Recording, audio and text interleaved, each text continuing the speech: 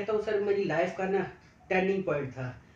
मैं बज़ाहिर तो बाबा को कुछ कह नहीं पा रहा, लेकिन दिल से मैं खुद को इस चीज़ का कसूरवार ठहरा रहा हूँ कि कल शोबान क्या था और आज क्या है। कल शोबान कहाँ पे रहता था, आज क्या है, कल किस गाड़ी में घूमता था, आज क्या था। तो मतलब लोगों ने जब अस्सलाम वालेकुम जनाब शोबान साहब, कैसे हैं? माशाल्लाह वालेकुम ज़बरदस्त। अस्सलाम, अल्लाह पाक का करम है, अल्हम्दुलिल्लाह सर खैरियत ठाक। तो आपसे हमारी पहले भी कई दफ़ा गुफ्तगू हुई और पहली मर्तबा हम आ, वीडियो के लिए जा रहे हैं। यस तो शोबान साहब, आप इंजीनियर थे, जी कैसे इंश्योरेंस में? यस सर, ये वीडियो पे फर्स्ट टाइम हूँ, इसलिए मैं ज़रूर चाहूँगा कि मैं आज अगर मौका मिला है तो थोड़ा सा अपना ब्रीफ में बैकग्राउंड में अपना हिस्ट्री जी जी बताऊँ जी, बिल्कुल हिस्ट्री लाइफ बिल्कुल, के हाँ। हवाले से ना। एक्चुअली 06 टेलीकम्युनिकेशन मेहरान यूनिवर्सिटी का मेरा बैच जी है। जी मेहरान यूनिवर्सिटी में मैंने ज्वाइन किया था, टुक 10 2010 में मैं पास आउट हुआ था। जैसे ही मैंने मेहरान यूनिवर्सिटी से पास आउट किया तो मैं कराची चला गया था नेटवर्किंग के CCNA के कोर्स के लिए, जी जी। अपनी कम्युनिकेशन स्किल्स को और बेहतर करने के लिए, नेटवर्किंग मोबाइल नेटवर्किंग के हवाले से। तो 15 दिन में मेरा विजिट हो जाता था पीछे घर में। हमारी क्योंकि जी फैमिली हाँ हैदराबाद में रहती थी। जी जी। तो सर टर्निंग पॉइंट मेरी लाइफ का था कि उन दिनों में मेरी वालदा की तबीयत से खराब रहती, सही नहीं रहती अच्छा। थी। अक्टूबर का महीना था, मैं कराची से हैदराबाद आया हुआ था। तो वालदा की तबीयत खराब हुई। वालिद साहब मेरे स्टेट लाइफ से ही रिटायर हुए हैं। उन दिनों में बाबा बाहर काम से गए हुए, तो मैंने उनको कॉल की कि बाबा मुझे गाड़ी चाहिए, हम वालदा की तबीयत सही नहीं है, तो मैंने उनको लेके जाना है हॉस्पिटल चेक करवाने के लिए। तो मैं आपको बाइक दे जाता हूँ, गाड़ी ले आता हूँ, फिर मैं आपको गाड़ी दे जाऊँगा। तो उन्होंने कहा कि आ जाओ, मैं स्टेला बिल्डिंग में हूँ। मैं स्टेला बिल्डिंग चला गया, जाके गाड़ी लेके आ गया, उनसे आया। वालदा का चेकअप वगैरह करवाने के बाद तकरीबन 1 बज चुका था। मैंने वालिद साहब को कॉल की कि गाड़ी फ्री हो गई है, आप बताएं मुझे कहाँ पे मुझे आना है, तो मैं आपको गाड़ी वहाँ पे दे जाऊँ। तो उन्होंने मुझे कहा कि बेटा ऐसा करो, आप घर पे ही रुको, अभी वैसे भी लंच टाइम हो गया है, मैं घर पे आने लगा हूँ, तो ऐसा करते हैं कि मैं बस बाइक पे ही आ जाता हूँ। अच्छा। तो ठंडी सड़क से हमारे गिद्दू चौक का रास्ता सिर्फ 2-3 मिनट की ड्राइव थी। जी तो जी। मैं फिर रुक गया। गिद्दू चौक पे सडनली बाबा का वहाँ पे एक्सीडेंट हुआ है, ओहो। जिसकी वजह से उनका राइट हैंड फ्रैक्चर हुआ। ओहो। तो कुलीग के साथ वो घर पे आए हैं, देखा है घर पे आए हैं तो पट्टियाँ वगैरह की हुई। और वो मैं कहता हूँ सर मेरी लाइफ का ना टर्निंग पॉइंट था। मैं बज़ाहिर तो बाबा को कुछ कह नहीं पा रहा, लेकिन दिल से मैं खुद को इस चीज़ का कसूरवार ठहरा रहा हूँ कि मैं बाबा ने मुझे कह दिया था कि नहीं बेटा आप गाड़ी नहीं लेकर आओ, बाइक है, हाँ लेकिन मैं ही चला जाता। हाँ। लेकिन फिर भी सुस्ती की, बस बाबा के कहने में रुक गया और मैं उस बात को कसूरवार ठहरा रहा था। अच्छा। क्योंकि डेफिनेटली मैं इंश्योरेंस के घर में पैदा हुआ था, वालिद साहब की एक ज़िंदगी इंश्योरेंस में गुजरी थी, तो मुझे इस चीज़ की नॉलेज थी कि नवंबर दिसंबर का महीना जो बाबा के लिए बहुत अहम अहमियत का हामिल है। तो मैंने बाबा से कहा मैं मैं कराची नहीं जा रहा, मैं आपका लेफ्ट हैंड और राइट हैंड हूँ, मैं आपका एज अ कार का ड्राइवर भी हूँ, आपको कहीं पे भी जाना है। अच्छा, उससे पहले अगर मैं बात करूँ कि मुझे स्ट्रीट लाइफ से बाबा से इतना डर लगता था जब बाबा घर में आते थे और मैं घर से बाहर होता था। क्यों? मुझे पता था होता जब बाबा घर पे आएंगे ना, वो फॉर्म वगैरह फिल करवाएंगे मुझसे और मुझसे गलती हो जाएगी तो मुझे डांट पड़ेगी। तो जब बाबा ने घर पे आना और मैं घर से बाहर होता था। लेकिन अल्हम्दुलिल्लाह अल्लाह पाक का करम है कि आज वही स्ट्रीट लाइफ मेरे रग रग में वाकिफ है। तो बस फिर यही हुआ कि मैंने दिलो दिल में मुझे किया कि मैंने बाबा से कहा कि मुझे स्ट्रीट लाइफ ज्वाइन करनी है, मैं आपके साथ हूँ। नवंबर का महीना गुजरा, दिसंबर के फर्स्ट 2 वीक्स गुजर गए। मैंने पहले वीक में दिसंबर में मैंने बाबा से कहा मेरा भी कोड इशू करवाएं। बाबा की तरफ से 2000 में रिटायर हुए थे एज अ मैनेजर, दोबारा वो एज अ काम कर रहे थे। तो बाबा ने मुझे मना कर दिया, बोला नहीं कोड इशू नहीं करवाना, तुम्हें बस तबीयत कुछ बेहतर हो जाएगी, अपने काम पे काम लगो, इंजीनियर हो, इंजीनियर की जाके जॉब ढूंढो और अपना काम करो। मैं फिर अपने वही कर लगा, ऑफिस में नीचे फाइलें ढूंढना करना, जो भी ऑफिस का स्ट्रीट लाइफ का वर्कआउट था, बाबा की पेमेंट्स वगैरह इधर लोगों की जमा करवानी, मुझे काफ़ी नॉलेज मिल गई और मुझे काम अच्छा लगने लग गया कि ये तो एक फलाही काम है, लोगों से मिलना जुलना घूमना फिरना और जी जी। अच्छा काम है। हाँ। तो मैंने फिर बाबा से एक बार रिक्वेस्ट की कि 10-12 दिसंबर को के मुझे स्ट्रीट लाइफ ज्वाइन करनी, उन्होंने फिर मुझे मना कर दिया, बोला नहीं करवाऊंगा, फिर खुद ही कहोगे कि मैं इंजीनियर था, कहाँ मुझे फंसवा दिया आपने ये काम करने के लिए। तो उन्होंने ज्वाइन नहीं करवाई मेरी। बहरहाल कुछ दिन और गुजरे, मेरा मेहरान यूनिवर्सिटी के प्रोफेसर हैं सर, जो पहली मैंने पॉलिसी अपनी अच्छा के अच्छा। लिए हाँ तैयार किया ना, हाँ। तो जब मैंने सर को तैयार किया तो डेफिनेटली उस वक्त अभी मुझे इतनी ज़्यादा प्रोडक्ट की नॉलेज नहीं थी, तो मैंने उनको सरासरी ब्रीफिंग दी कि मैंने कहा मैं अपनी ये मीटिंग अपने सीनियर से मतलब वालिद साहब से करवाना चाहता हूँ। तो बहरहाल सर राज़ी हो गए, शाम का टाइम रखना है, ऑफिस में सर को बुला लिया। वहाँ पे हम मेरा वो पहला केस जो 5 लाख सम एश्योर्ड का क्लोज हुआ ना, हाँ। वो केस था कि बाबा ने कहा अपने डॉक्यूमेंट्स दे, अच्छा। कि बच्चे में कुछ ना कुछ है। हाँ। कि अक्सर कोई लोगों को मुझे था कि तुम्हारे तो घर से खेती चलती आई है, इंश्योरेंस के घर में था तो आपको एक हाँ। सपोर्ट होगी, हाँ, लेकिन कुछ लोग होते हैं कुछ ना सोशल होते हैं, लोगों से लेकिन मुलाकात हमारा मेरा पर्सनली मैं उसमें आया, एक होता है कि लेकर आना किसी को, और एक क्या होता है खुद आना। मैं लाया नहीं गया, मैं खुद आया, अपनी हाँ। शौक नीड और हाँ। इंटरेस्ट पैदा हुआ बाबा को देख के। हाँ। बहरहाल फिर मैंने स्टेट हाउस ज्वाइन की, फिर पलट के नहीं देखा। पलट के नहीं देखा, फिर मैंने डिग्री को लपेट के साइड पे कर दिया, और एमबीए भी साथ में बात सुन के आप बिजनेस कर रहा हूँ तो अच्छा। एमबीए की मार्केटिंग की डिग्री लाजमी होनी चाहिए। हाँ। फिर मैंने एमबीए मार्केटिंग भी कर लिया। 23 दिसंबर से 31 दिसंबर तक 7 दिन थे। 7 दिनों में मैंने कोई 2.25 लाख का प्रीमियम किया, और उसमें जो है मैंने यही था कि बाइक उस वक्त मेरे पास पर्सनल नहीं थी। फर्स्ट था कि बाइक परचेज करूँ, फिर होंडा ली, उसके बाद फिर अल्हम्दुलिल्लाह मेरे पीछे भी जैसे बात हुई है कि मेहरान कार, फिर सेल्स ऑफिसर, फिर कल्टस, ये एक सिलसिला आपने चल रहा है। इस पूरे अरसे के अंदर लोगों को क्लेम भी दिए अल्हम्दुलिल्लाह। और लोगों के काम भी आए, जी सर। तो उससे क्या सेटिस्फेक्शन आपको? जी सर। अच्छा, अक्सर सर मैं अभी क्लाइंट्स मेरे जैसे आते हैं, मैं कहता हूँ कि मेजॉरिटी इतनी मिलेगी कंफर्म, और साथ में यही होता है कि भाई आप फिर वो जैसे कुछ लोग होते हैं पूछते हैं कि आपकी सर्विस को, मेरी सर्विस को 15 साल हो गए हैं अभी इस वक्त, तो यही होता है ना सर कि आपकी सर्विस को तो 15 साल हो, मेच्योर तो पॉलिसी 20 साल बाद होती, तो आपने तो मेजोरिटी नहीं दी, पता नहीं होती भी है या क्लेम, तो आप इतने कॉन्फिडेंट क्यों हैं? हाँ। तो इस बात का मैं जवाब उनको देता हूँ सर कि अल्हम्दुलिल्लाह इन 15 साल में मेरे कुछ क्लेम तो काफ़ी सारे कुछ ऐसे हुए हैं जो मैंने अपने हाथों से डेथ क्लेम दिए हैं। मेच्योरिटी की मद में मैं कॉन्फिडेंट इस वजह से कि जैसे भान साहब 1987 में ज्वाइन की थी, उनके आज जो भी मुख्तलिफ शहरों से मेच्योरिटी कैसी ज़्यादा कि बेटा वो फलाना बंदा आया, उनकी पॉलिसी मेच्योर हो गई है, तो उनको जो हम पेमेंटें दे रहे होते हैं, जो मेच्योरिटी की मैं डॉक्यूमेंट्स प्रोसेस करवाता हूँ ना, उससे मेरा कॉन्फिडेंस लेवल और बढ़ गया कि स्टेट लाइफ ये नहीं है कि सिर्फ पैसा लेती ही है, ये maturities, death claim, surrender values और लोन वैल्यूज मुख्तलिफ हर के मद में किसी न किसी मद में स्टेट ऑफ जो है आवाम को सपोर्ट भी कर रही है और उसको फ़ायदा भी पहुंचा रही है। इस वजह से मेरा कॉन्फिडेंस लेवल और भी बढ़ता जाता है कि स्टेट ऑफ में है। तो आप लोगों को आपने रोज़गार भी बड़ा फराहम किया और आपकी टीम में माशाल्लाह 400-500 अफराद अल्हम्दुलिल्लाह। रहे, जी तो हैदराबाद जैसे शहर में लोगों को रोज़गार फराहम करना, ये आपने बड़ा काम किया। अल्हम्दुलिल्लाह। तो इस बारे में आप क्या समझते हैं, कैसे लोगों को? सर इसके लिए मैंने सिंपली जब से सेल्स ऑफिसर बना था, मैंने खुद पे और अपनी टीम पे दो चीज़ों पे वर्कआउट करवाया है, एक माइंडसेट और एक अपनी वर्थ। अच्छा। अपना माइंडसेट जो आपने टारगेट सेट किया है उस पर 100% आप देंगे तो कामयाब हो जाएंगे, और दूसरी बात यह है कि अपनी वर्थ, काम के साथ साथ अपनी वर्थ चेंज करते रहेंगे, लोग आपके साथ खुद जुड़ना शुरू हो जाएंगे। कल शोबान क्या था और आज क्या है, कल शोबान कहाँ पे रहता था, आज क्या रहता, कल किस गाड़ी में घूमता था, आज क्या था। तो मतलब लोगों ने जब देखा कि शोबान ने स्टेट ऑफ इंजीनियर ने बनने के बाद इसमें चेंजिंग्स आई हैं, तो लोगों ने, मेरे कोलीग्स ने, मेरे दोस्तों ने, मेरे क्लास फेलोज ने मुझे ज्वाइन करना शुरू किया कि आप जिस ट्रैक पे हो उसका हिस्सा हमें भी बनाएं। इवन मेरे यूनिवर्सिटी के प्रोफेसर मेरे क्लाइंट बने। पहले जो कहते थे कि शोभा तुमने इंजीनियर बनने के बाद क्यों सी ये पॉलिसी बेचने का काम शुरू कर दिया, आज वही प्रोफेसर मुझे कॉल करके कहते हैं कि शोभा आ जाओ हमारी भी कोई बीमा पॉलिसी कर जाओ।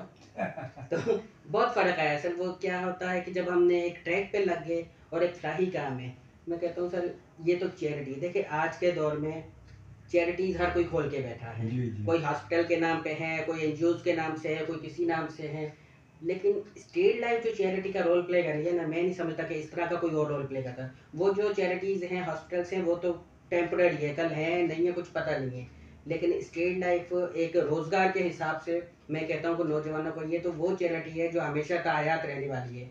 अगर किसी को आपने ज्वाइन करवाया है और आपकी बदौलत उसका, उनके घर वालों का सिस्टम चलता रहता है और वो एक घर का चूल्हा चलता है, तो एक फलाही काम है। अच्छा, तो आपने तो लोगों को कामयाब कराया है, बहुत सारे ऐसे लोग हैं नौजवान, मैं देखता हूँ आपके साथ ही। Yes sir. तो आपने एरिया मैनेजर कितने दिए हैं और मज़ीद लोगों को किस तरह आप करियर बनाते हैं। Yes sir. सर 2023 में अल्हम्दुलिल्लाह 4 करोड़ रुपए का प्रीमियम किया और 2 एरिया मैनेजर प्रोड्यूस किए। अच्छा। एक मेरा लाखानी लड़का है, मैट्रिक पास, इंटर पास जो है, वो आज एरिया मैनेजर है, अपने ऑफिस और अपनी टीम को लेके बैठे हुए हैं। एक यहाँ के हैदराबाद के हैं। सर मेरे गुलारची में मैंने 2023 में, 2022 और 2023 में 4 एजेंसी ऑफिस खुलवाए और अच्छा। मेन गुलारची कराची रोड पे, जहाँ पे एक एसएसएम का ऑफिस, 2 एसएम के ऑफिस और एक तो मेरा एसआर इतना मोटिवेटेड 22-23 साल का यंग लड़का कि उसने एसआर अपना ऑफिस खोल लिया था। अच्छा। इसी तरह मेरे सर बदीन में, इधर अपना टंडोला यार में, मेरे चंबड़ में, वहाँ पे हमारे एजेंसी ऑफिस, कोई हैदराबाद में, कोटरी में, कोई 15 से 20 मेरे एजेंसी ऑफिस मैंने इन सालों में अच्छा। बनाए और उनको प्रमोट करवाया।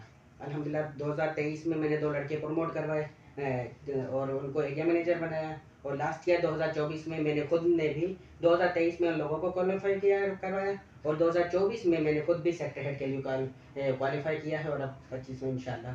मैंने आपकी तस्वीर और वीडियोस देखी हैं आपके इलाके की और आपके एरिया ऑफिस की, तो आपको तो चेयरमैन भी रिकॉग्नाइज करते हैं, आरसी भी करते हैं, जोनल हेड भी करते हैं, ऐसी क्या बात है आप में?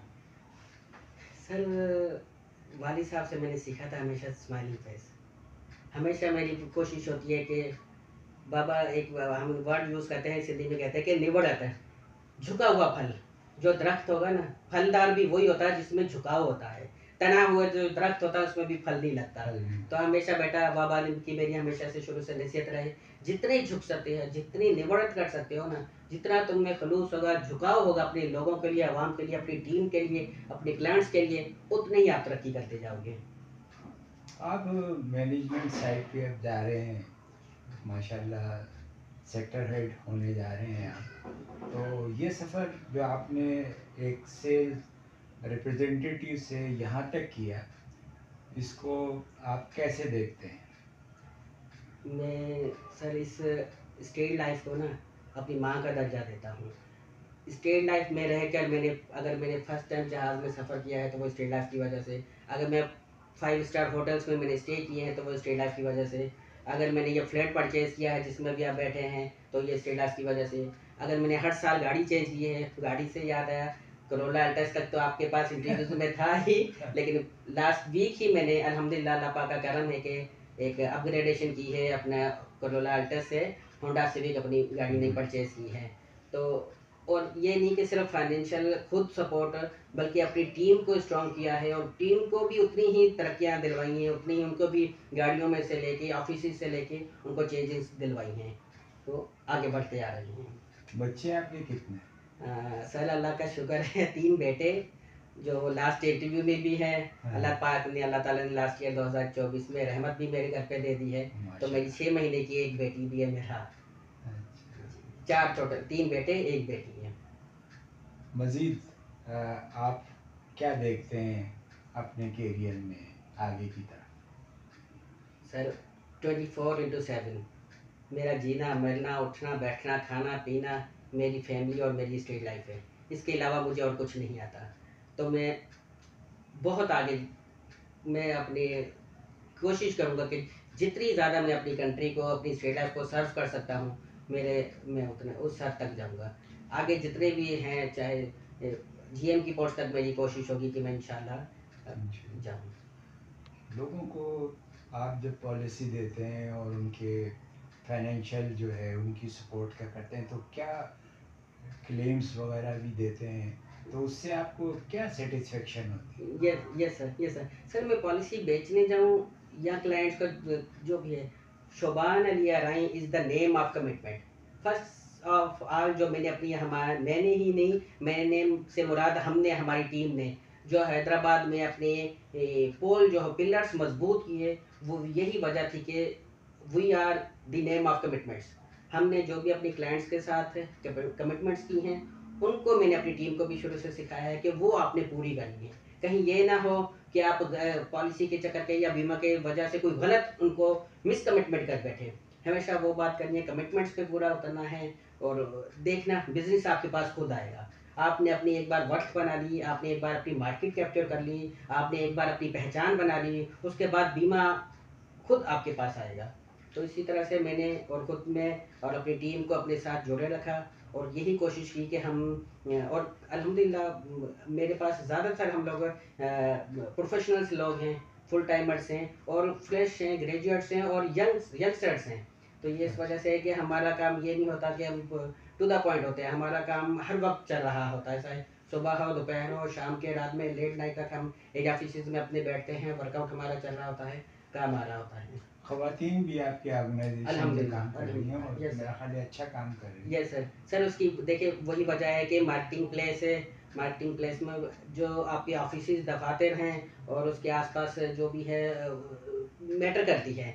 तो मेरा ऑफिस जो है हमारा हैदराबाद का जो दिल है ऑटोबान रोड का भी जो स्टार्टिंग पॉइंट होता है वो हमारा यहाँ ऑटोबान बिंदु चौक से शुरू हो जाता है। तो फर्स्ट ये हमारा मेन जगह है, लोकेशन है जिसके लिए इजीली एक्सेसिबल है और उनकी दूर से ही अप्रोच हो जाता है कि सामने ऑटोबान टावर हमारे ऑफिस है और हर चीज़ है। इस वजह से हमारी खवातीन भी हमें आने में भी कोई प्रॉब्लम नहीं होता है और हमारे क्लाइंट्स को भी आने में कोई दिक्कत नहीं होती है। ऑफिस इजी टू एक्सेस है। ज़िंदगी में बहुत सारे वाक़यात पेश आते हैं, सेल्स के अंदर भी, मार्केटिंग में भी।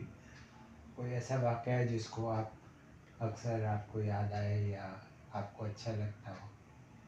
सर मैं कहता हूँ मैं दुआओं की वजह से चलता हूँ। अच्छा। आज से 8 साल पहले ऐसी बीमा का बंदे हैं, पॉलिसी के लिए ही गया हुआ था। पठान फैमिली थी, नाम नहीं लूँगा, उनसे मैं पॉलिसी के लिए बात करने गया। वो अंकल थे। अच्छा। उनके बेटे को कुछ महीने ही हुए थे इंतकाल हुए हुए। अच्छा। तो बात की तो मैंने कहा सर मैं इंश्योरेंस में अंकल काम करता हूँ, इसी सिलसिले में आपसे मुलाकात है। तो उन्होंने मुझे अपनी फाइल सामने ला के दी अपने बेटे की। बोला बेटा ये मेरे बेटे की पॉलिसी थी। तो उन्होंने बताया कि उनका उनका इंतकाल हो गया है। फिर मैंने पूछा कैसे, तो उन्होंने हैदराबाद में ये बहुत ही रेयर केस है, लाहौर में ये अगर कहें तो समझ में आ जाती है कि पतंग की डोरी से गर्दन से जाना गर्दन जाना, लेकिन हैदराबाद में ये सुनते हुए एक्सेप्टेबल नहीं है ना, क्योंकि यहाँ पे तरह कहाँ पतंगबाजी होती है। बस वही बात है कि बहाना चाहिए होता, मौत वक्त मुकर्रर है। बड़ा नए पुल पे वो लड़का जा रहा था बाइक पे, पतंग की डोरी से उसकी गर्दन कटी है। तो 7 लाख की उसकी पॉलिसी थी, उसको 35,000 रुपये सालाना किस्त थी। अच्छा। 35,000 की 3 किस्तें जमा कराई थी। मतलब कोई तकरीबन 1,05,000 जमा हुआ था और उसकी 7 और 7 14 लाख क्योंकि एक्सीडेंट क्लेम है।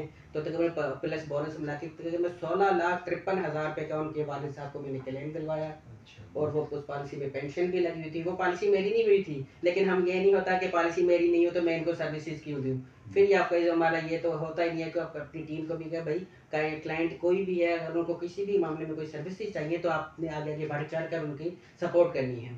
तो उनको 16,53,000 का चेक दिया और अब हर साल 2029 वो 2017 से पेंशन शुरू हो गई थी, जो कि 2029 तक उनको पेंशन मिलती रहेगी। सब 1.25 लाख से ऊपर उनको पेंशन जा रही है उनके वो घर पे।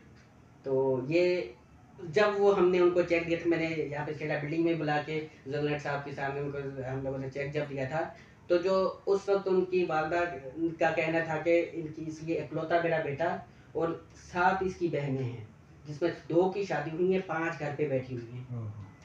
तो जो उनकी वालदा के देखिए सर पैसा जो है नेमल बदल नहीं हो सकता जिंदगी तो, लेकिन वक्त मुकर्रर है, ठीक है ना। वक्त ये लेकिन ये क्या हो गया कि फाइनेंशियल उनको सपोर्ट हो गई। तो जो उस वक्त उनकी वालदेन की दिल से जो दुआ निकली थी, जो फीलिंग थी ना, वो या तो मैं जानता हूँ या मेरा खुदा जानता है। तो बस ये चीज़ था जिसने मुझे और भी ज़्यादा मोटिवेट